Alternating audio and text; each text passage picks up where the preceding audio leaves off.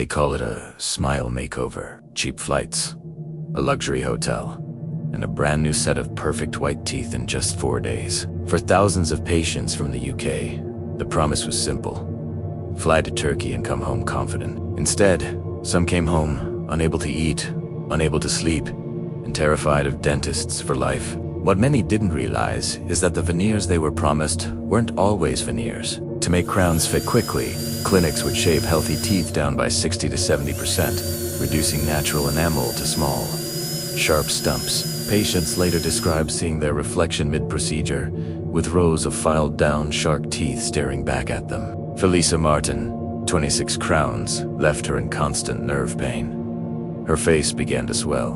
An infection spread so close to the nerve that doctors feared paralysis. She had to stop eating solid food, lost a dangerous amount of weight, and developed severe panic attacks at the mere sound of dental tools. Another patient, Liana Bayens, suffered a horrific bacterial infection after failed implants. The pain became so unbearable, she required morphine. Her nasal septum later collapsed from the complications, leaving her struggling to breathe normally. What was meant to be a cosmetic touch-up spiraled into a medical emergency. Many returned home only to discover that UK dentists were reluctant to touch the damage. Fixing it could cost tens of thousands of pounds. Some patients ended up needing full dentures.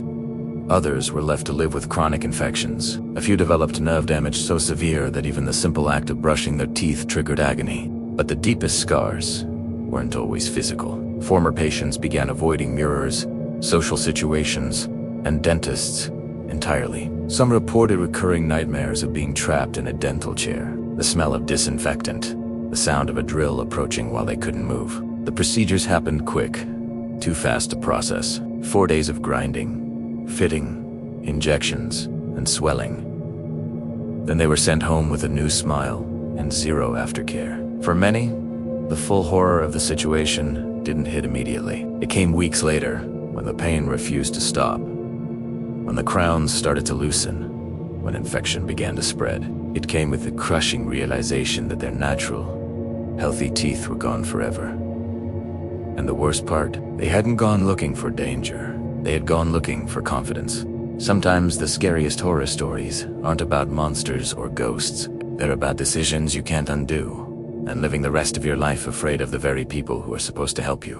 Thanks for watching. Like and subscribe for more chilling stories.